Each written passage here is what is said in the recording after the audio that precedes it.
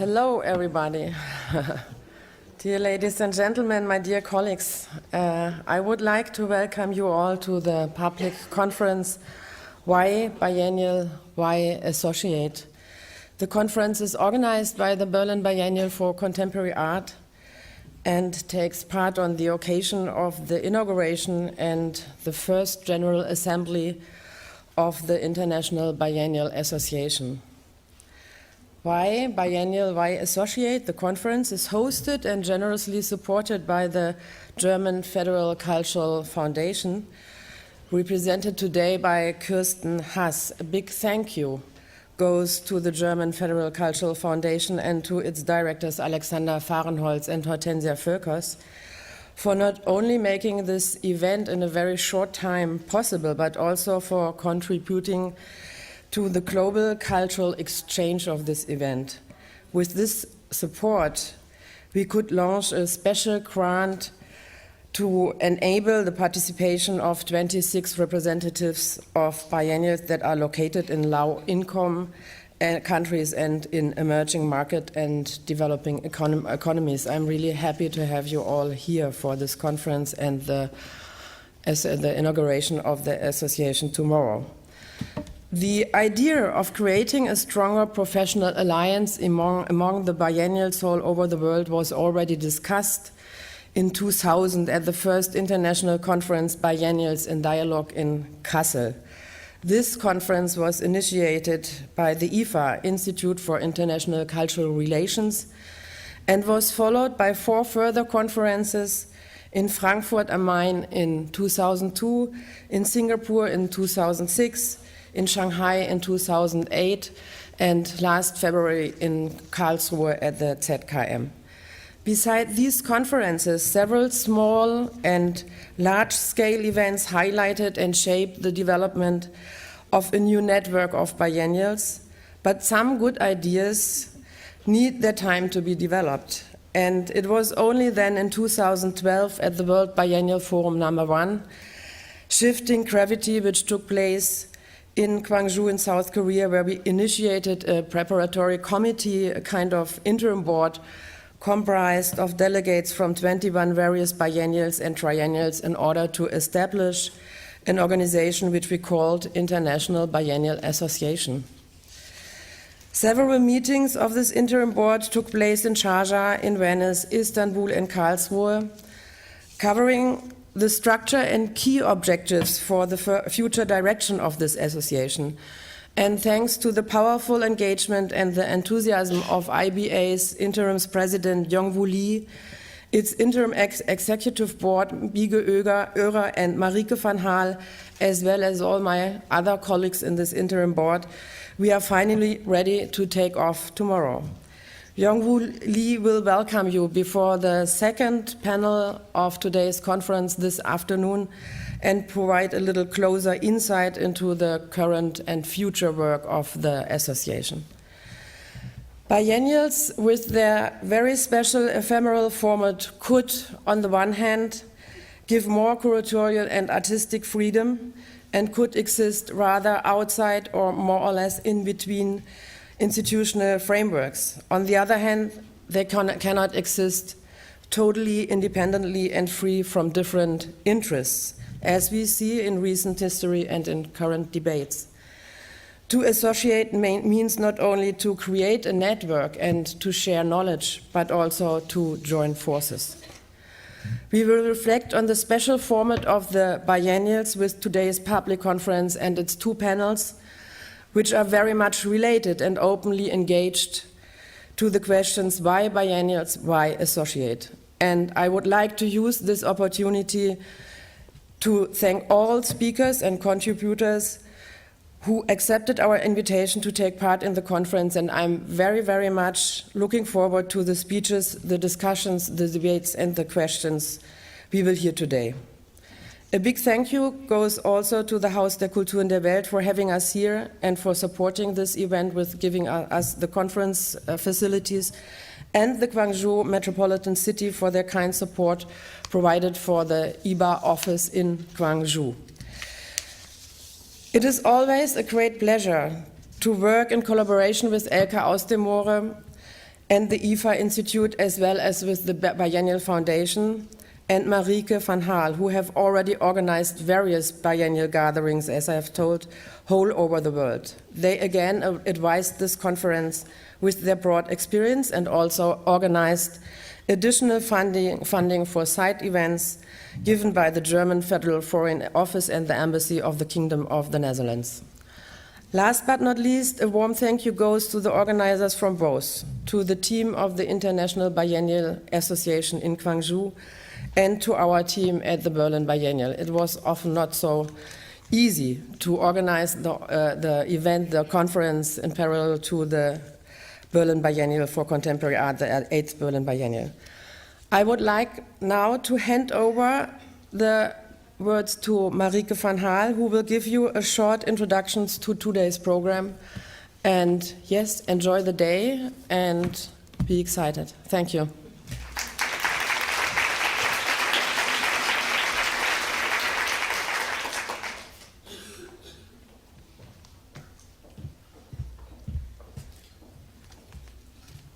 Thank you, Gabriele. Sorry.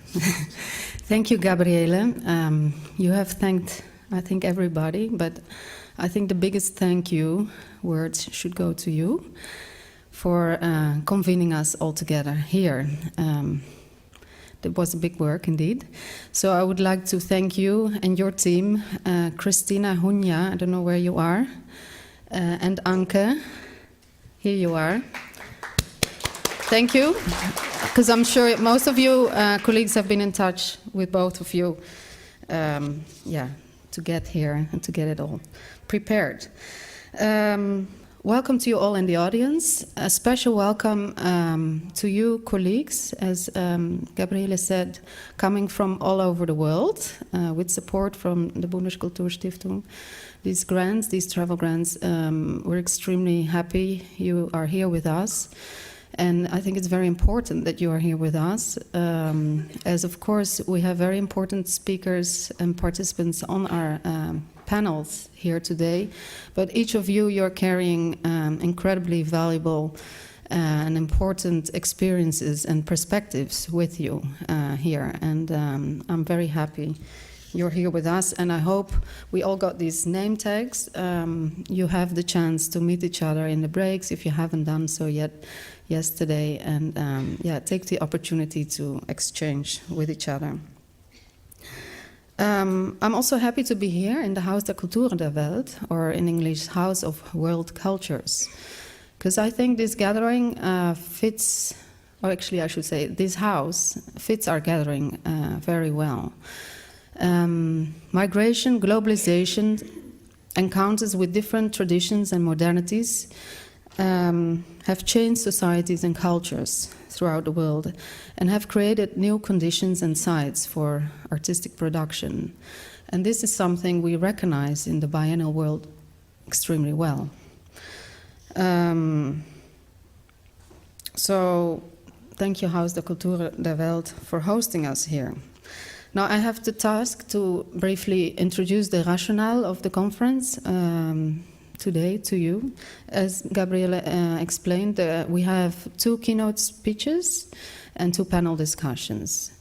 And the first keynote address will be given by Maria Hlavajova, and we gave her the question, why biennial?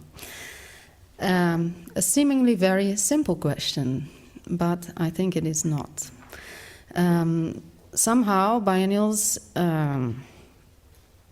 or the biennial I should say, is constantly confronted with the question, with questions about relevance. Somehow biennials, and this is also what Juan yesterday told us in his introductions, the biennial triggers enormous expectations. So what does that say about the function and the possible functioning of biennials? The engagement in the symbolic values we apparently have for biennials, and the way this can be contested in public. In the year 2013 and 14, up to date, I would say, we've seen quite a lot of commotion and turmoil amongst various biennials. including the ones of Istanbul, Sydney, and of course also Manifesta in St. Petersburg. In our second panel discussion, later on today, we will discuss the question how to be self-critical in our work. And Yongwoo Lee, founding director of the Guangzhou Biennale and instigator actually of also bringing us all together here, finally in Berlin, will later introduce the keynote address by Barthomé Marie about why associate. But I would first like to start with this morning session with Maria. Let me introduce her. We invited Maria. She's artistic director of BAK in Utrecht in the Netherlands for this keynote address. Maria has been involved with various biennials, including the co-curating of Manifesta 3 in Ljubljana in 2000, the curating of the Dutch Pavilion in the Venice Biennale in 2007, and the initiative of the Roma Pavilion in Venice during the Venice Biennale in 2011. She also wrote a very important text, I think, in the Biennial Reader, which is titled How to Biennial, the Biennial in Relation to the Art Institution. And I believe Maria is going to elaborate also a little bit further on that. So Maria, I'd like to welcome you here.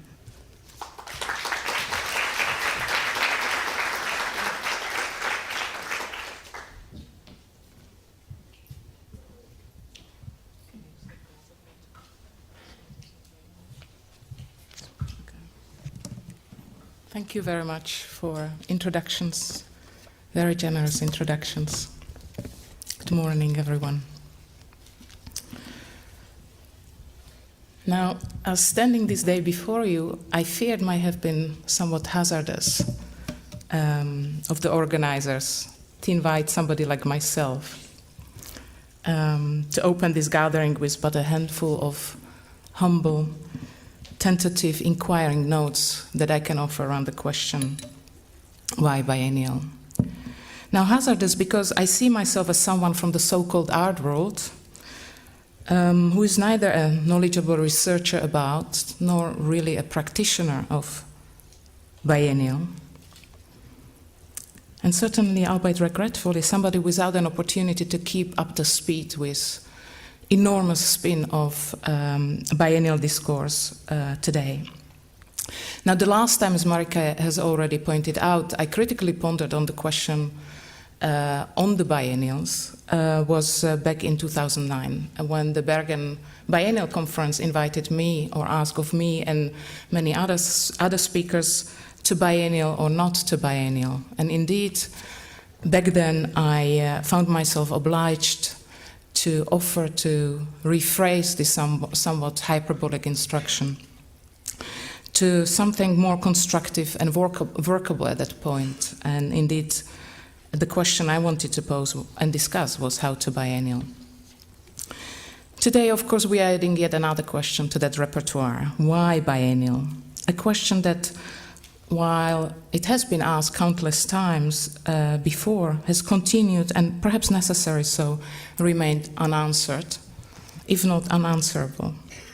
I will thus seek not a way out of such impasse, but instead a number of possible avenues to rephrase and disperse this question into a variety of modification in 3 takes, so as to at least begin moving, however slowly, towards the space where, in my view, some motivating answers, motivating, inspiring responses at this moment can be approached. In hindsight, perhaps it was less hazardous of the organizers to ask me to speak on this issue than of me saying yes to this invitation.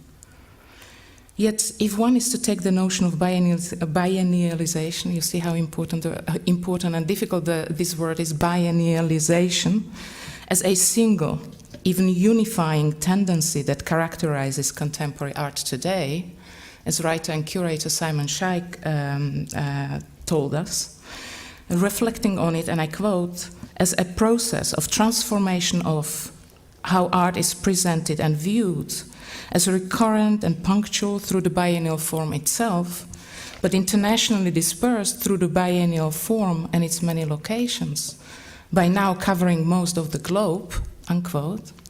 Now, if we take this understanding, then not only my years, but the sheer fact of being from the so-called art world makes me resolutely complicit in and co-responsible to ponder on this question.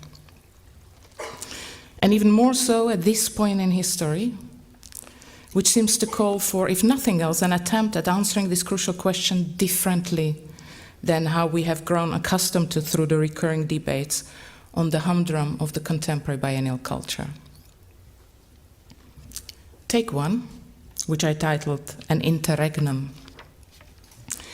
Just how might we understand that which constitutes an imperative for us to think and act differently at this point in history? Rooted in a proposition by a sociologist and thinker, Zygmunt Bauman, who borrowed the term from political theorist Antonio Gramsci's prison notebooks, written perhaps a century ago, one could think of our present time as a time of interregnum. Bauman contends that although the term interregnum originally denoted, quote, a time lag separating the death of one royal sovereign from the enthronement of the successor, and reflects how past generations experienced and customarily expected a rupture in the otherwise monotonous continuity of government, law, and social order, unquote, it is in fact possible to apply this notion to the current planetary predicament. We can thus think about the present-day global constellation in terms how Gramsci formulated his understanding of the crisis when he suggested the following. The crisis consists precisely in the fact that the old is dying and the new cannot be born. In this interregnum, a great variety of morbid symptoms appear.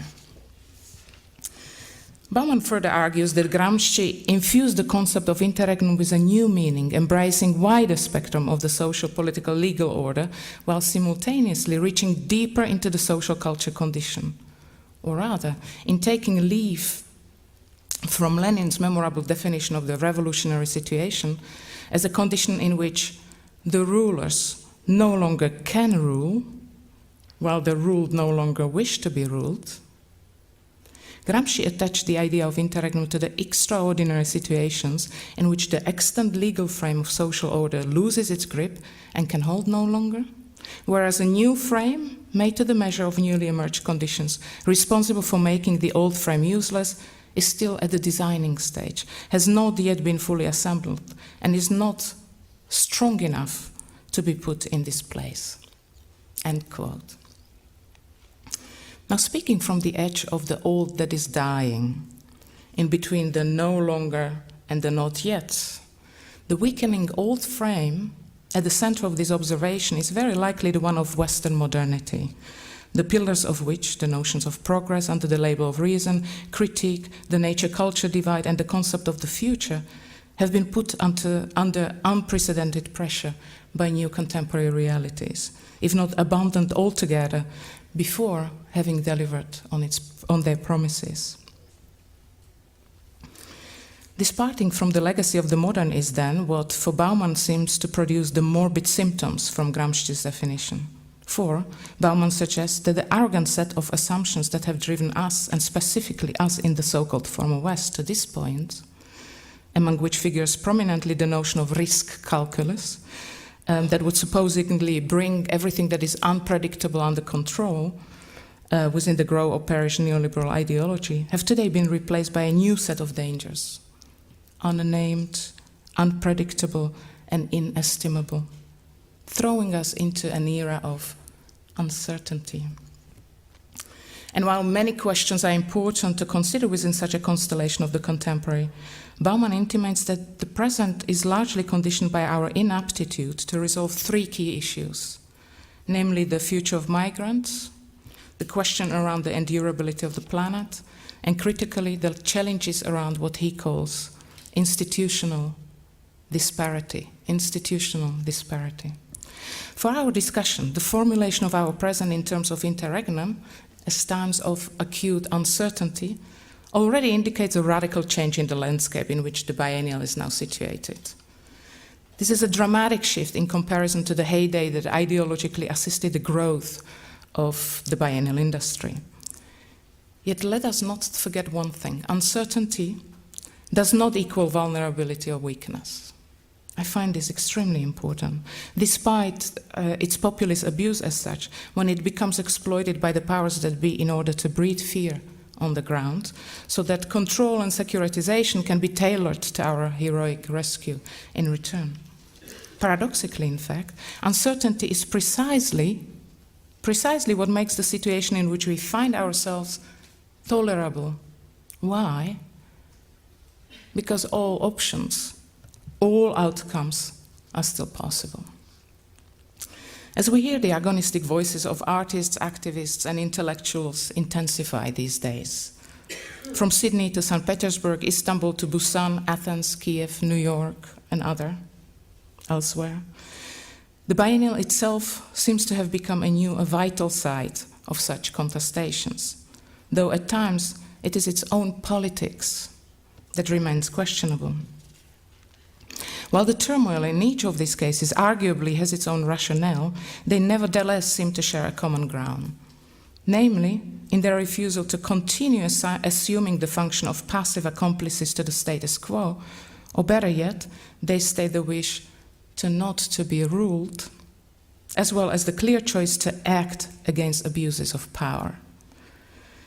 In times of radical uncertainty, to me this suggests the possibility that the network biennial institution is not just a place for distributing the language of contemporary art within global flows of ideas and capital, but one through which to invest into both an individual and collective ethics as well. In the context of the chronic asynchrony between politics, and politics here is understood as ability to think through solutions, and power here understood as a capacity to implement those solutions.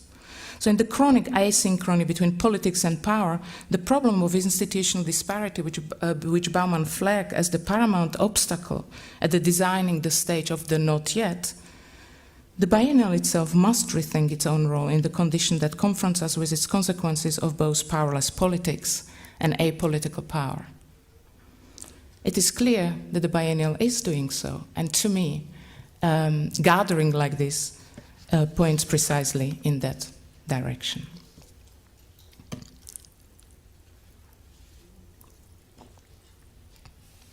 This brings me to take 2, which I called instituent practice. Although biennials are neither museums nor art centers, they can neither be viewed simply as exhibitions. This is somewhat of an understatement, but I think important to say. Yet even if a significant stratification has taken place within various biennials, dispersing the biennial exhibition into diverse discursive trajectories, residencies, academies, and platforms of learning, etc., it strikes me time and time again how the imagination of its possibility for the present interregnum has been held hostage by the traditional museum protocols. Mainly, of course, I'm referring to the white cube exhibition model, albeit in endless variations and unlimited modulations, always flexible, ready to change, accommodate, and adapt, with all its adjacent paraphernalia, aesthetically rounded, finished artistic projects, curatorial narrative and oversight, security and climate control, all of this to keep the uncertainty of the world there at bay, whether symbolically or literally. To be sure, this is a vast generalization. I hope I managed to introduce that as such. Yet still, if one exhibition can do a lot, at the same time, it can only do so much. And as the emergency situations around some contemporary biennials remind me of a question that my old professor of aesthetics kept bringing into our class discussions, although one thing I cannot remember what it was addressed to us, living under the condition of real socialism in then Czechoslovakia, or rather towards the geopolitical West. However, bringing into our class discussions a question just, what is a beautiful exhibition in an ugly society?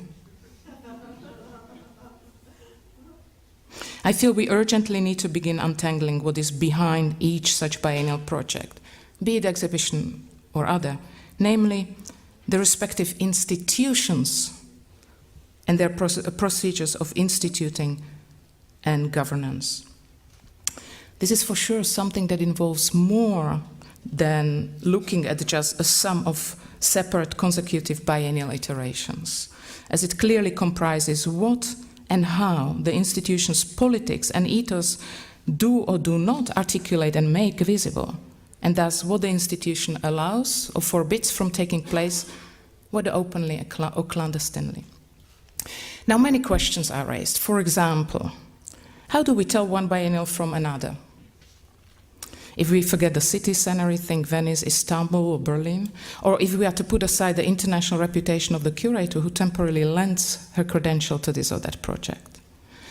In a situation where mission statements often interchangeably deem the biennial institution a platform for artistic production, a dynamic stage for contemporary art and culture exchange, a meeting point between local and international, how do we assure legibility of that which the respective biennial really stands for? And even if I understand that there is a crucial argument to be made for openness and flexibility, how can we nonetheless establish historicity, as it were, or better yet, a continuity and entanglement for a concrete biennial institution amidst the philosophy of the biennial sequence? How could we forego the biennial's inherent pendulum logic, in which every new iteration is there to override, to negate the previous one, through the logic indeed of negation of and competition?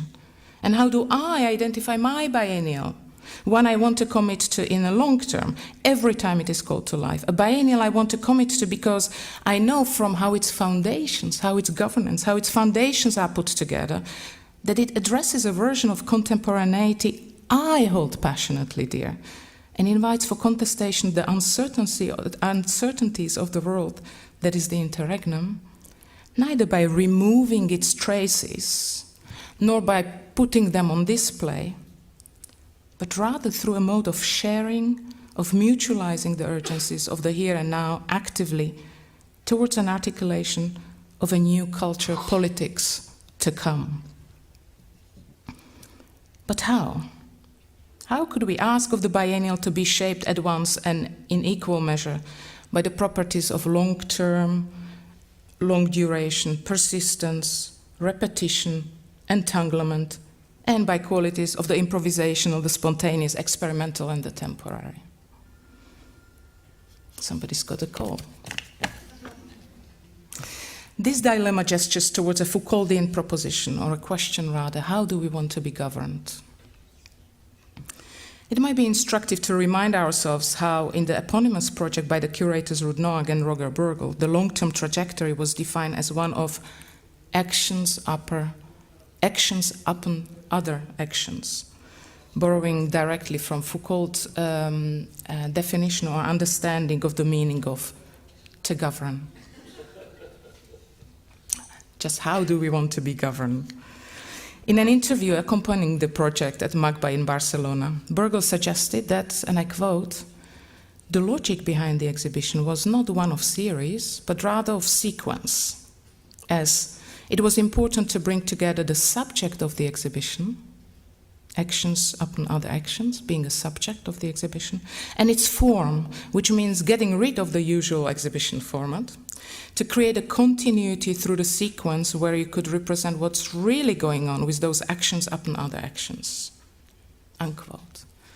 Now, this project is clearly not a biennial, but in the context of our discussion, the curator's observations make me think of what theorist Gerald Raunig called instituent practice, not instituting, instituent practice, a political project of continuous instituting along and in negotiation with changes in society, while recognizing, as he calls it, intertwinedness between governing and being governed.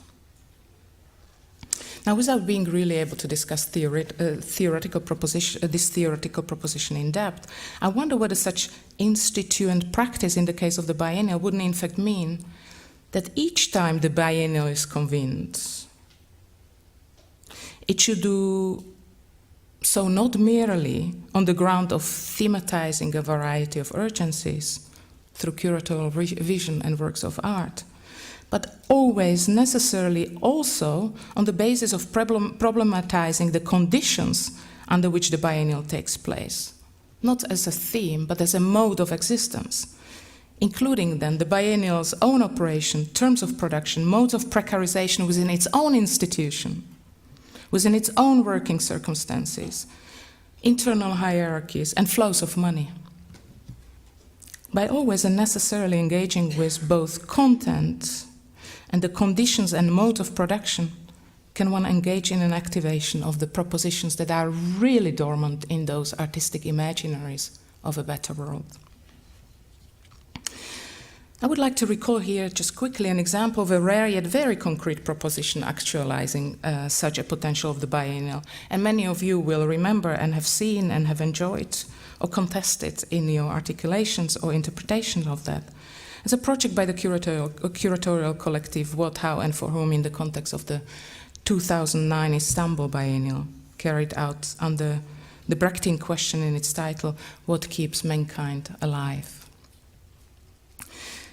As its guidebook explained, the project sought to rethink the biennial as a meta-device with the potential to facilitate the renewal of critical thinking. And it did so, I quote, by extracting thought from the immediate artistic and political context where it takes place, unquote. Yet all the while carefully avoiding inflated gestures and the tempting grandiose rhetoric of all thinkable stereotypes pertaining to the metaphor city Istanbul. Instead, the exhibition sought to, I quote, address both local and international audiences head-on, so with questions about the contemporary world, unquote, with questions that are my questions as well. And as part of this commitment, both within the, in my view, but a remarkable exhibition, of course, this is not about my taste and my preferences, but about the practice. So both in the exhibition and its publication, the curators and organizers together disclosed that what they simply called numbers. Not being just mere financial reports, but something that enlisted the financial, organizational, migrational, relational, and other data, distribution of hierarchies. That's a difficult word. I know why I have difficulty to pronounce it. Decision-making, the standing of the biennial vis-à-vis other social actors, etc. All the data, at least seen from outside, that shape the biennial from within, as it were, that shape its production and its politics, making, in fact, discussable the modes and ethics of production. Now we learn, for example, that there were 30 female and 32 male artists involved, always important to check. That the highest GDP per capita from which participating artists originate was around $45,000 in the United States, compared to the lowest GDP per capita, $900 in Kyrgyzstan. It already tells us about different contexts of artistic production. And that, for example, of the 141 artworks on display, 35 were newly commissioned works. We also learned from where and in what ratio the funding for the biennial came and how it was apportioned, including the fact that the funds allocated to the artist production equaled approximately 8%, a fact arguably that contests the off-circulated claim of biennials as platforms for artistic production. The guide also notes that the curatorial fees amounted to 1.21% of the overall budget, and that artists received no fees. The latter arguably making visible how artistic subjectivity is produced and reproduced in the biennial. That is, through self-precarization in return for a promise of future circulation in global economic exchange and the cosmopolitan sphere of artistic visibility. Now, this is a small and random selection of what the statistics offer, but the numbers are insightful enough in opening up the seams of something, allowing us to see something that is usually kept clandestine, what is usually presented as the well-made production, from which the traces of its rehearsals have been removed, just as from the successfully reified commodity, the traces of production itself have been made to disappear. This is a quote by literary critic and theorist Frederick Jameson that opens up this section called Numbers. Now, unsightly as they may appear, I see these open seams as delicate propositions that offer the prototype of the future biennial practice, which considers it part of its work to actualize the politics of its own setting. Politicization of culture, in other words, as Wehave calls it, curatorial collective Wehave calls it, a model to do away with the present culturalization of politics. Now, the credits are certainly due to the organization of Istanbul Biennial. But what a radical proposition would that be if also the following exhibition disclosed its own politics behind, and every other biennial, every other such reiteration of biennial all around the world. Of course, at stake is not a question of some kind of transparency. I mean, we know transparency is just a tool to conceal things by making other things visible. But the very importance that this disclosure makes things discussable and understand that there might be a difference between what is seen, what is at the front of the institution, and with that, what is in the back of the organization itself. Now, thinking the biennial through the lens of instituent practice, an actualization of the future, this continuous process of instituent practice. To borrow Rangning's articulation, as a political project that, I quote, does not oppose the institution, but does flee institutionalization. I imagine that the question of content and modes of productions need always be considered not in parallel, but through their overlaps, mutual interconnections, entanglements, and parity. This would mean applying this notion of actions upon other actions, not only in the sense of simplistic progression of events, let's say one biennial iteration relates to next and vice versa, but transversally relating also to the interior of the biennial institution. To put it simply, this could translate into a proposition attuning that which is at the front of the biennial, that which is visible, as I have just mentioned, to that which is traditionally kept at the back, hidden and reserved to be unseen. These kinds of experimentations, these political aesthetic experiments, differ from the usual engagement with internationally stylized biennial artists and curators. They shy away from the short-term attention economy. And rather than putting the post-colonial or neo-colonial object and discourse on display, as is still the case, for example, in case of discovering a new genuine locale and putting it on display, they expose one's own history of domination and power.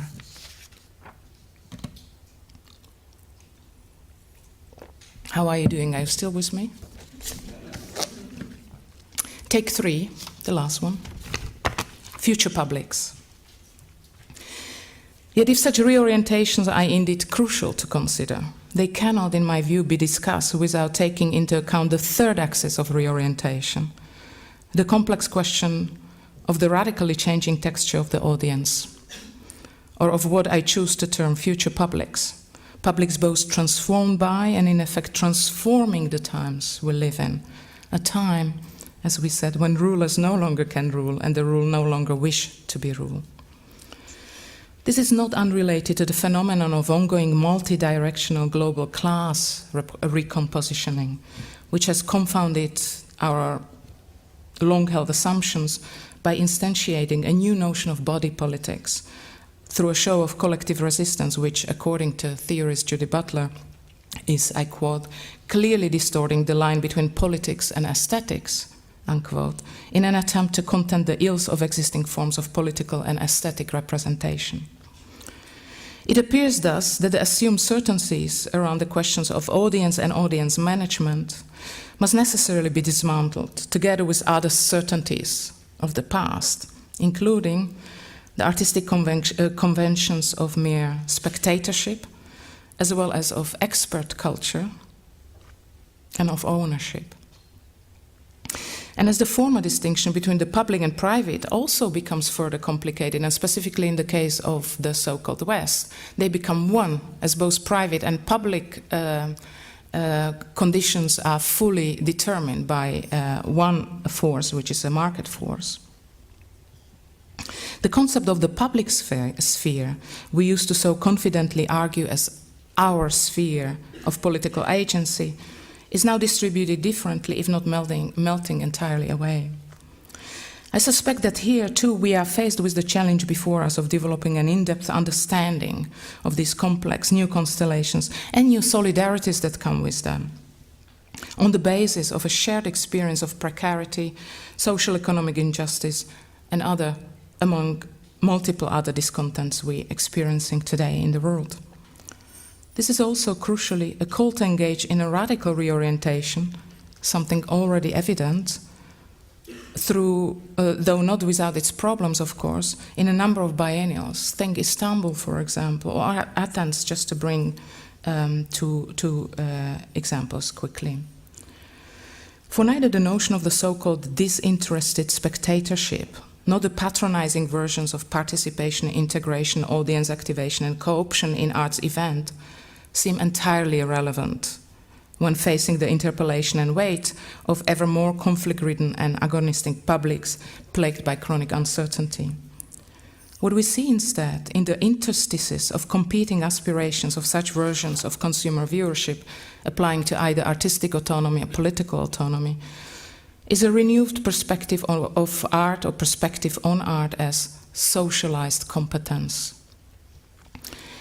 This is how theorist Stephen Wright has articulated it, addressing not an art that is a set of objects or events distinct from the larger set of objects and events that are not art, but rather a degree of intensity liable to be present in any number of things, unquote. By means of thinking through such a coefficient of art, as he calls it, present in many different activities, not just that which we call art, Stephen Wright suggests that we ought to retire a number of conceptual institutions we used to rely on, not only of disinterested spectatorship amongst those, but also something that we very often in the context of biennials argue with, emancipated spectatorship, something that philosopher Jacques Rancière brought forth. For as Stephen Wright argues, I quote, genuinely emancipated spectatorship rolls up its sleeves, as it were, becoming something else together, and it may not be unreasonable to name that something else usership. Despite the art world's dislike of the mundane category of usership, perhaps for its lack of both aristocratic finesse and revolutionary pathos, I would want to urge us to consider it among our tools in the search for an answer to our question, why biennial? For the biennial has an opportunity, in my view, given its ever-growing global political agency and simultaneous claim to the local, to be neither a maintenance administrator nor mere critic of an aesthetic of state order, but become something else, possibly a platform repurposed for use as needed.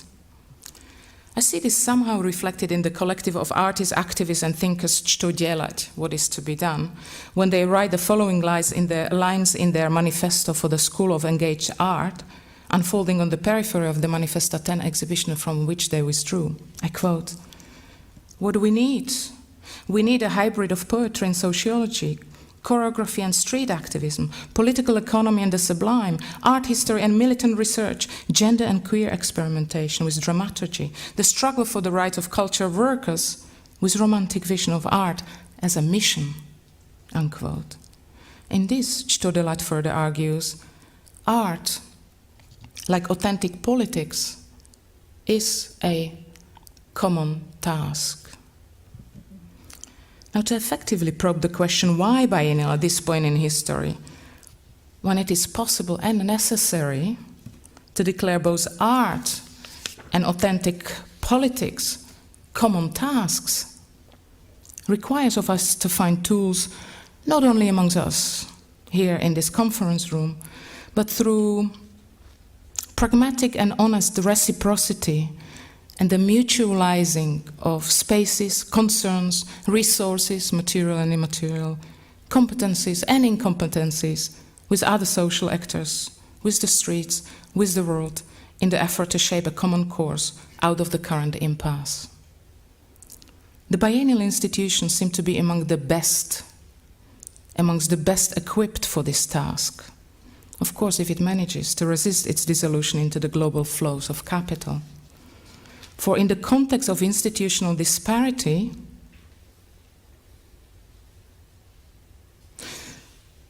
the biennial seems to me knowledgeable, flexible, and agile enough to be used to think through new solutions, while at the same time robust enough to push them through, by means, of course, of interlocution with the not yet, so that we may advance out of the present interregnum. Thank you.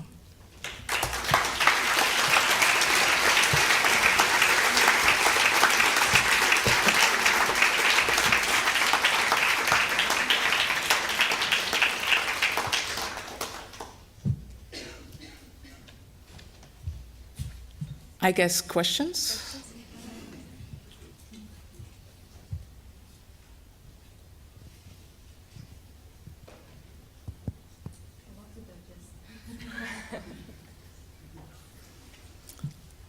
I know I trespassed a couple of territories that are planned for discussion throughout the day, so maybe we can use this Q&A time better and maybe discuss throughout the day. I cannot quite see you. I try to look you in the eyes while talking, but... Yes. What is your strategy to include uncertainty in the Biennial? How can you include uncertainty in the Biennial? Do you have a format or strategy? Or? I wish I had a blueprint to offer, but of course that's not a possibility. And where one solution would work, the other, some places, in others it would not.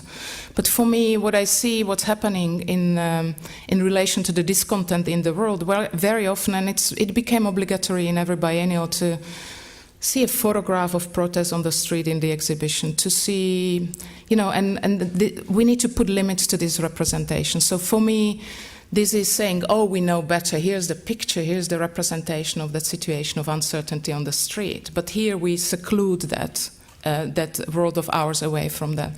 For me, to deal with these uncertainties, and it's a task for even the places I run, which is incomparably small, tiny organization, which I would tend to say might have its politics, but it doesn't have the power that the biennials have, is actually working with variety of social actors, but not in a way we used to do it. So I, the artist, or I, the curator, offer a project and then generously offer a possibility to participate in it, which is in most cases basically finalizing the work of the artist. The artist waves goodbye to the uncertainty of the world and takes it onto the market. It's a huge simplification, but I think for the sake of this conversation, you will excuse me for that. For me, I think to bring that uncertainty in would be what I addressed as mutualizing of resources. In other words, it's going to a variety of communities, maybe an example of the community of refugees we work with, rather than bringing your refugee into the exhibition space as a ready-made. This is what we do. You need to debate about the needs of both yours and the refugees and see what would be the most viable structure. So, for example, in our case, it would be together on the impetus of the artist Jonas Staal in the Netherlands, establish a new world academy where the migrants, asylum seekers, would be actually teaching, not being taught, but teaching the skills of survival, for example. Because what we tend to forget is that these new global class recompositions are throwing us, the supposed elites, into new solidarities indeed with, for example, refugees. When you compare the bank account of an unemployed worker and bank account of an artist, you see we belong to the same class, essentially. So this notion of precarization, yet we act in the world differently, as if we did not belong to one another. And for me, articulating, kind of throwing all these new situations out there in the open is the way to go about it. Because if you close the street, yourself in a lovely, beautiful exhibition, you actually declare your situation is different than that of the street. And I'm not claiming we need to go to the streets only, etc., because it's mutualization. So it's sharing, but really sharing, not using the resources from the streets for your own sake, for your own end, but sharing. So very often that sort of artistic and intellectual competence we have can be used and invested in another way around. So I talk about this mutualization as really a really crucial thing. And that would mean that that the resources you have for a beautiful exhibition about migration, you actually invest into the real needs that the migrants actually can articulate really much better than we potentially can. So for me, it's this, but it's a give-or-take situation where you need to be willing to kind of abandon that space that we for a long time held dear. And I don't talk only about artistic autonomy. I think that discussion is tired and old and uninteresting. But how do you indeed, I think I don't know any other word, mutualize. It's about mutualizing and sharing the resources of time, space, competence, incompetence.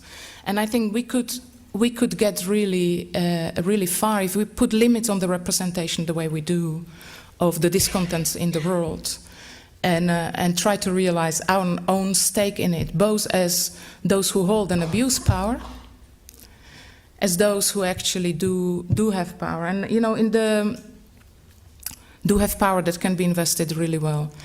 Art institutions, in my opinion, whether small like mine or gigantic biennial institution, in my view, can function as interlocutor, the one who mediates between this kind of situations of discontent and those who hold power, and I think it's really a way of, not to kind of confess, oh, we are so powerful, we need to do something against our power. On the contrary, embrace it, but use it well. So don't shy away through the institutional critique. These institutions are far too powerful. We should continue being powerful. But the question is, and that's my question about institute and practices, about the governance, about the politics of the biennial, how do you invest that power into the current situation of discontent in the world? And I think that's the main message I wanted to communicate, that we all need to engage in carrying forward. Hello. Hi, Maria. It's Solveig. Thank you for your presentation. I'm Where in the are very you, back. I'm in the very back here. I'm just. I have a question, trying to understand what you said about coming from disinterested spectatorship to emancipated spectatorship, and your comment also about art as having a coefficient, or not your quote about that, as of to generate a kind of social competence within the audience. Now, if we think about how many millions of euros are given to biennials from politicians and to biennial directors, promising a huge number of visitors, and how much money is going into communicating each artwork with a text or with a guided tour or something like that. I didn't quite understand if this traditional kind of communication of the artworks exhibited, is that something that is still playing a role when you think about emancipated spectatorship, or do you? I mean, I'm not sure if I connect things that you meant to connect, but do you mean by emancipated spectatorship that the spectator has more space around her or himself and to engage in the social situation around the exhibition and the events going on connected to it? And is that it? And do we more or less skip the traditional communication to an audience because it's anyway disinterested? Do you understand my question? Well, I try. It's really it's complex set of considerations, of course, that one needs to compress in 30 minutes talk. The notion of emancipated spectator is, of course, theory that was brought forward by Jacques Rancière. And it's one of those art worlds articulation. How do we engage the spectator in what we do? But very often these are patronizing ways. So there is already an exhibition, and you're allowed to come and touch a button. Yeah. While not irrelevant in some cases, I'm not quite sure this is helping us with the present day situation. Yet so when I quoted Stephen Wright, he said disinterested spectatorship, which is the notion also launched by in the thinking by Kant, Immanuel Kant. So disinterested spectatorship. So one can look up all those concepts, but. Yeah. Stephen Wright actually says, as much as we need to dismiss this notion of disinterested spectator, the emancipatory spectator doesn't really quite cut it either. So instead of those options, he proposes usership. And it's a complex category, and of course it should be Stephen Wright talking about this. But you know, when I went like, usership, I don't understand. I said, how come you don't understand? Don't you use something in your world? So it's as mundane and as banal as usership. And Stephen actually links it to Wittgenstein discussing language. We all use language without necessarily being experts in language, without owning it. None of us, I assume. Maybe that's the case. I mean, everything is up there for grabs today, so I don't know. But I think none of us uses language, owns language. We continuously repurpose it for our needs.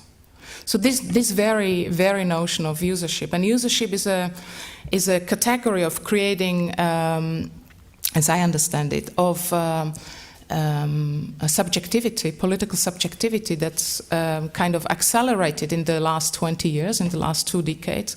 Of course, new media play a huge role in this. But it's something that actually dismisses those things that we so cherish and celebrate in the art world. Authorship, for example, ownership, spectatorship. But on the other hand, the language by us, the users, gets continuously repurposed according to our needs. You know, whether it's dropping some words that are extremely difficult to articulate, or inventing new ones. You know, if you see the text messages, for example, or the new terms that are being added to vocabulary as every single day, from selfie to you name it. So if you use this notion of language as a metaphor for usership or point of comparison, I think it's quite interesting to see. And Stodiela, that I quoted, say as well, it's not that some of us have some magic potion called art and seclude ourselves from society and talk about it and occasionally engage in exchange. But actually everybody in some way possess certain coefficient of art and can actually, as needed in particular situations, activate it in such a way that can bring us somewhere else than where we are at this very moment. Thanks. There's another question I can see through the... Hello. Can you please define who do you put in your we?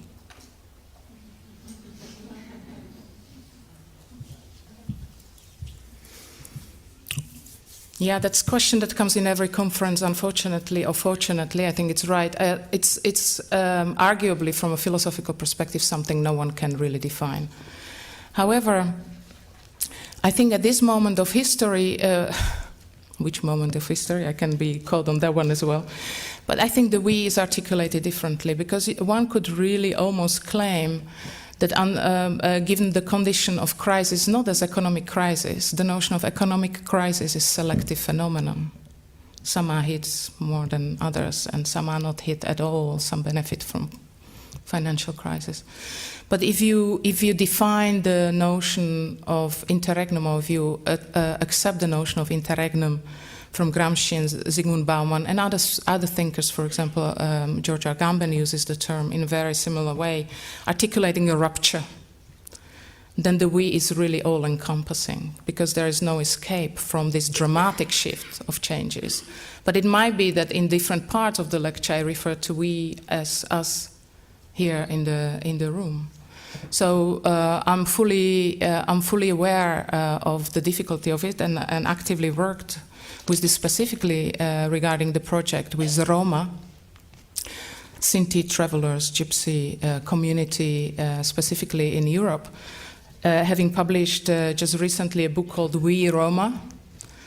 Actually deals with this notion that there are certain knowledges, certain dissident knowledges amongst the Roma whom we tend to discriminate on one hand, but control on the other constantly. So they are at the periphery of society, but at the center of our control mechanisms.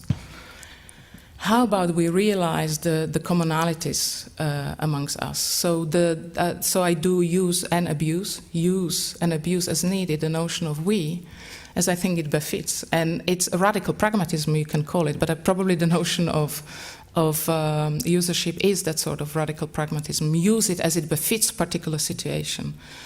And of course, I wish I had a blueprint in it, how a good biennial could be done, but that would be, of course, impossible and silly, because every other condition requires another set of operations. And there is no conference that could answer or provide a kind of manual as to this is how you biennial. And again, I cannot talk to any of the very concrete situations at all. That would be preposterous. It's impossible from my perspective to actually offer that. So to cut this one short, I use the we as the encompassing we at this moment of rupture, because it seems to me that parting from the legacy of the modern as we knew it, of the Western modernity, the task stands before us to re-articulate, in effect, every single segment of our existence, and the biennials don't stand out of that task.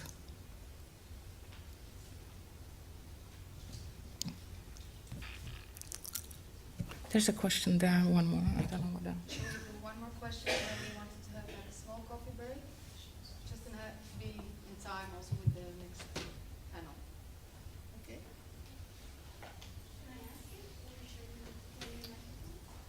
I think we need to bring you a microphone.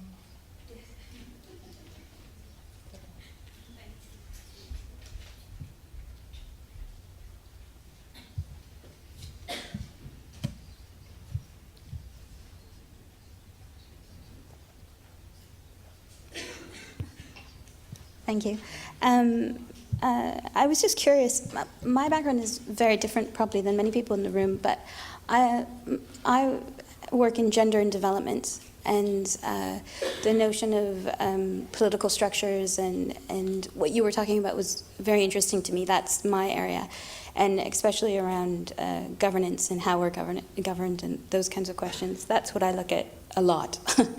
But I was particularly curious, especially your third piece, the third axis of reorientation and future publics. And, oops, sorry, my question is going to go. Don't you love iPads? What I'm particularly interested in, I was hopeful and excited when you started talking about the opportunity, the space that biennials can create, where the sociologists and everyone can come together. That's exciting and I think very interesting. But there's a piece of me that's been working in a very different area for a very long time and thinks back to what you talked about in your case study, where 121% of curatorial fees were issued in the Istanbul example and 0% for artist fees. And when I was in Cape Town just in April, we were talking about the Cape Town Art Fair, which isn't a biennial, but it has dimensions that we're talking about, and that's a privately funded art fair. And so I'm wondering about the practical dynamics of especially when you're talking about Gramsci and being ruled and the rulers, and so on and so on forth. And those dynamics in real space and real time when new emerging artists and new emerging spaces are occurring, and what that's looking like in real terms.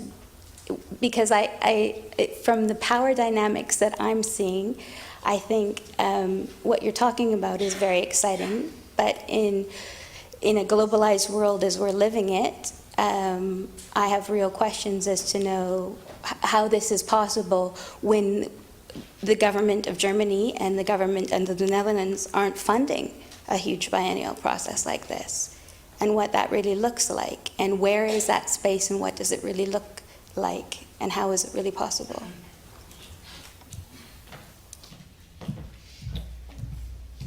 Thank you for your question.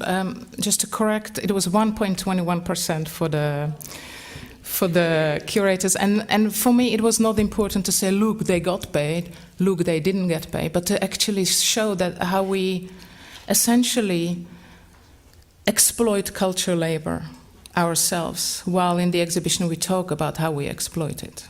Right, so we need to take those two stories together. The notion of public and private is another huge complexity, and I'm reminded every and each time that it's very different in very different parts of the world. I dealt with this quite a lot in the Western context within the research project that I direct called Former West, because indeed, both. I mean, with the withering of or disappearance of welfare state, there is very little, if any, public funding for arts left, and even that which is left is fully determined by the market. So there is essentially no distinction between private and public funds. Right? What the Dutch government requires of me in return for public funds I enjoy for my work at BAK in the city of Utrecht is essentially precisely the same that any corporation would ask of me.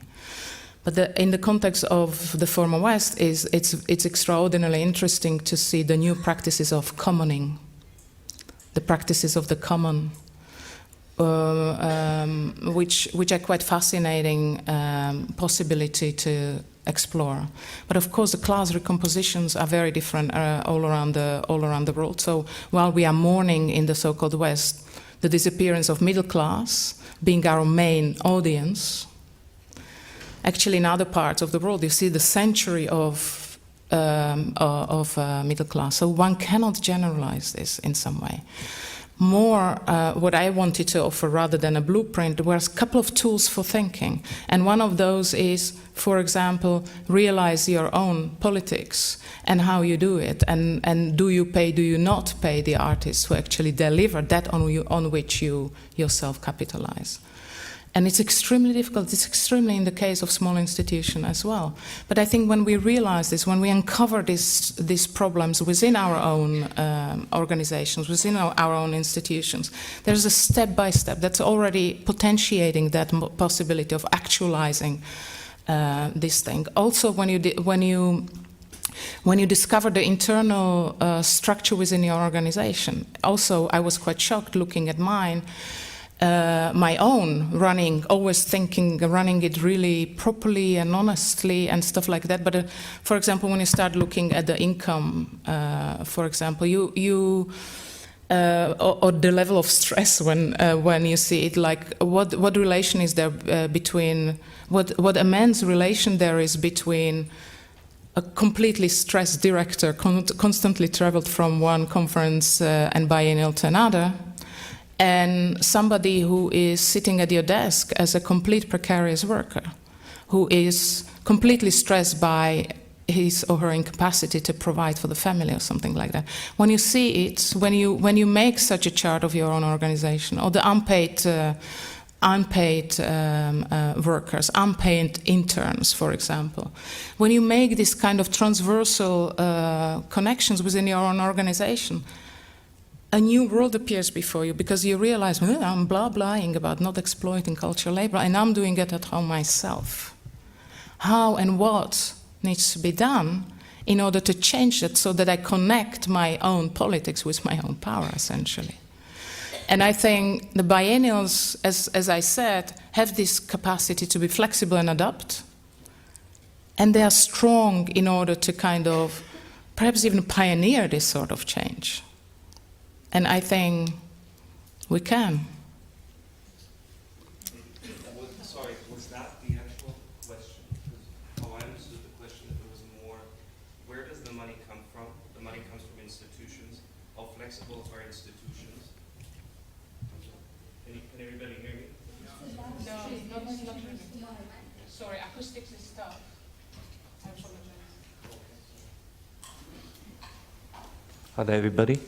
To me, actually, I don't know, maybe you want to rephrase your question, but to me it's essentially actually also coming to your discourse is where actually the money comes from. So if the money comes from institutions, by definition, I'm a company. I have to take risk, I have to be flexible, I'm here because I take a risk, I'm flexible. Institutions aren't. So how do you take from where the money comes from your notion of what you said about biennales having to be flexible, having to experiment? If the money you get is inflexible, how do you make the whole thing an experiment? That is a core question to me, being a complete outsider of this world. I think it's an important question. I wish I had a plan, but who defines that the money is inflexible? The money doesn't just come and says, I'm inflexible. You negotiate the money and you negotiate the conditions. And if you claim you have that power to go and negotiate, maybe we can step by step negotiate and renegotiate conditions under which we labor. And it won't be easy. It's not like 1, 2, 3, we're done. It's a complex process. Now the claim of flexibility is not necessarily mine. Is what the biennials claim for themselves, namely because it's not this kind of. You are not under under pressure of continuous production. I think this notion of deterritorialized time, like the biennials can take time, can take deeper breaths to kind of rethink, because they appear only, in particular intervals. Well, at times probably they could choose to skip one if more time is needed. But I think that notion of flexibility is the fact that you don't have to really carry a huge, heavy institution like the museum. You don't have a collection. You don't need to continuously produce. You're not in that machine. You're, of course, working towards, some kind of excitement at certain point of opening the biennial, but around that, you can build your own flexibility. And of course, I'm not naive about the flows of capital and stuff like that. But I really do not like when we take money and they say we're victim of this funding. I think it's our responsibility to negotiate those conditions at the moment we negotiate that funding. So this is all I can possibly plea for. Or we context of the political situation we organize our exhibition in. No, we're not victim of it. We went there actively. We got paid for going there. So what victim? So I want to get these things straight. It's basically cleaning our language and actions in that respect, bringing them together. I see you not quite satisfied with my answer, but I don't know how to offer another plan. I think all that can be discussed in this room are tools. And I think we are capable of identifying lots of problems, but I think we need to stop with the rhetoric that it's not possible otherwise. I think that's for me the most important, because we are not just governed, we also govern. And how do we do it is our own responsibility. Now, for me, the biennial does not really need to operate 100 million euro and show 700 artists. We can use various tools, like the tool of degrowth, for example. You know, the tool of Anthropocene. How do we look at the society differently? Do we really, etc., etc. So it's about tools, and using those tools to continuously, through that constituent process, rethinking our operation. And not thinking we are victim of this big corporate money. I don't think so. And no, I'm also not saying, you know, I'm not also not in the rhetoric of dirty money, clean money, and all of that. I think that's also not necessarily right rhetoric. I think PPP, the public-private partnership, is the way we have to go. So the leftist rhetoric, oh, let's leave the corporate money or whatever, does not interest me. But we need to realize our own politics, and I think we can, because we have power to do that, and flexibility. I tend to think and operate differently.